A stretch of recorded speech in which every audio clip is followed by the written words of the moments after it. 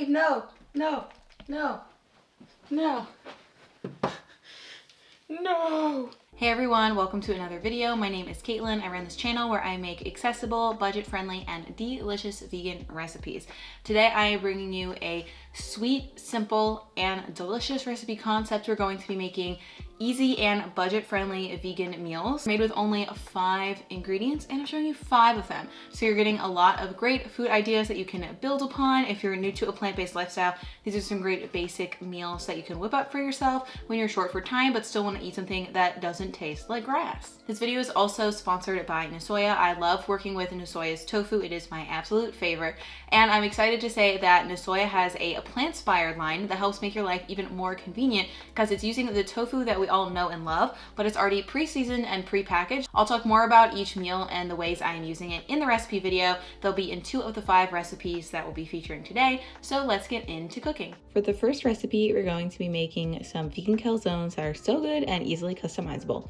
For this recipe, we'll need some pizza dough, some baby spinach or another veggie of your choice, vegan cheese, marinara sauce just for dipping, and then Nusoya's Plantspired organic meal solutions in the classic bolognese. We'll start first by taking our pizza dough. This normally makes 1 full pizza, so I am cutting it in half to make 2 personal sized calzones. And then from there, you're just going to work each calzone using a rolling pin or just your hands until you get a round symmetrical-ish shape, and then it's time to load it up. So I just used spinach because I thought it would work really well with the bolognese flavor, but you could also use broccoli, olives, any veggies you have on hand. And then here I'm adding the classic bolognese from Nusoya. I love the hearty tofu crumbles in this, and it's actually made with a red wine sauce too. Then we'll top it off with vegan cheese to make things nice and cheesy and melty. And then that is pretty much it. You're just going to fold it over. Make sure you seal the end so nothing leaks out. And then I tried to twist mine up. I'm a little rusty, haven't made empanadas in a while, and that was the vibe I was going for. So we're going to bake these in the oven until they are nice and browned. And also I wanted to say, if you wanted to get this more of a Tex-Mex twist, you can make the calzone using Nusoya's hearty chili meal solutions and then dip it in salsa instead or add some salsa in. I think that would be really delicious. But here is what our finished calzone looks like. The inside is nice and cheesy. You got that hearty bolognese, the greens, so make it feel like, I don't know, you're still kind of eating a salad? No, I don't know. But you can dip it in marinara sauce. And this is also great for freezing and reheating later too. Next up, we're going to be making an incredibly simple white bean and pesto salad. For this recipe, we're going to need 2 cans of white beans, some vegan pesto, some tomatoes that have been sliced in half, olives, and diced cucumber. If you're not a fan of olives, you could, again, use something else. But this recipe is incredibly simple. I don't know if you even really need me to tell you, but we're going to add our beans to a bowl with our cucumber, our tomatoes, our olives, and then a dollop of the pesto. I'm using a store-bought vegan pesto that I found at Trader Joe's, but if you can't find vegan pesto near you, I also have a very easy nut-free vegan pesto that's on my blog. So that will be linked in the recipe post, which is linked in this video description. You're pretty much just gonna mix everything up together and then dig in and enjoy. You can let this sit for about 30 minutes. The flavors will mingle a little bit more, or even let it sit overnight. It's great for meal prep, and you don't have to wait for it to be ready. You can just mix everything together and dig in. Next up, we're going to be making some awesome vegan breakfast tacos. We're going to need a block of firm or extra firm tofu, some turmeric, some baby spinach, though again, you can use whatever veggie you want. I'm just using spinach because it's budget friendly. Then we're going to need some corn or flour tortillas, whatever your preference is. And last but certainly not least, we're going to be using Nusoya's Breakfast Scramble Superfood Skillet. This is really awesome. It's a tofu scramble mixed with chorizo flavored crumbles, and there's some potatoes in there too. So we'll add that to our skillet, and here I am using my spatula to chop it up a little bit. So this is delicious on its own, but what I'm doing today is sort of transforming it, that's more accurate, into ground meat style crumble. So the potatoes will stay a little bit larger, but I'm making sure to crumble up the tofu, and the chorizo pieces are already pretty small. You want them to get nice and brown because it adds a nice layer of crunchiness and flavor. So we're going to remove that from the pan, but then in the same pan, we're just going to make a very simple tofu scramble by crumbling some tofu. Obviously, I love to use Nusoya's tofu. And then we're adding just a hint of turmeric to give it that classic yellow color. And you can also add salt and pepper to taste here. And we're just going to saute this until the yellow color has permeated all of the tofu and it looks nice and delicious.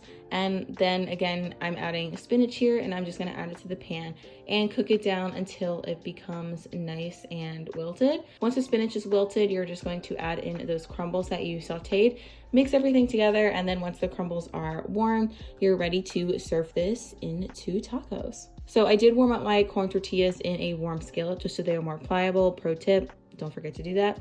And then we're just going to add in our tofu scramble. If you wanted to, you could top these with avocado if you had it on hand. I personally really enjoy them with just a little bit of hot sauce, but I love how this is a protein packed meal that doesn't take very much time at all.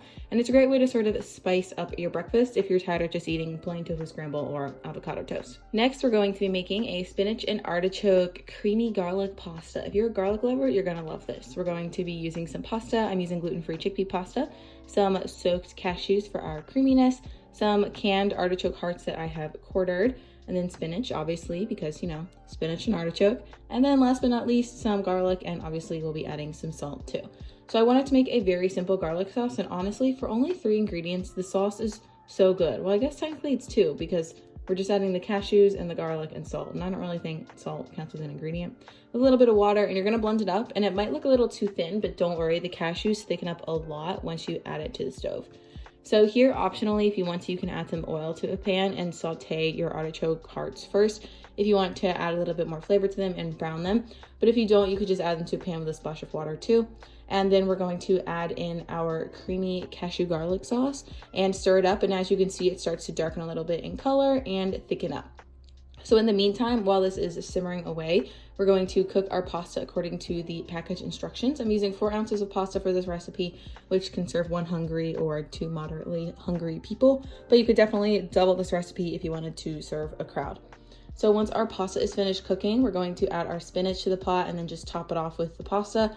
I find this helps to wilt the spinach a little bit faster. And then we're just going to mix everything together until the spinach is wilted and you've got a nice, creamy, dreamy combination. Honestly, this might be my new favorite pasta recipe. I think the white sauce is so good, and the fact that it's only made from 5 ingredients, it just really hit the spot. I have a spinach and artichoke 1-pot pasta recipe that is similar to this, but there's more than 5 ingredients, and honestly, I gotta say, these taste pretty much the same. So if you're balling on a budget, this is the way to go for you.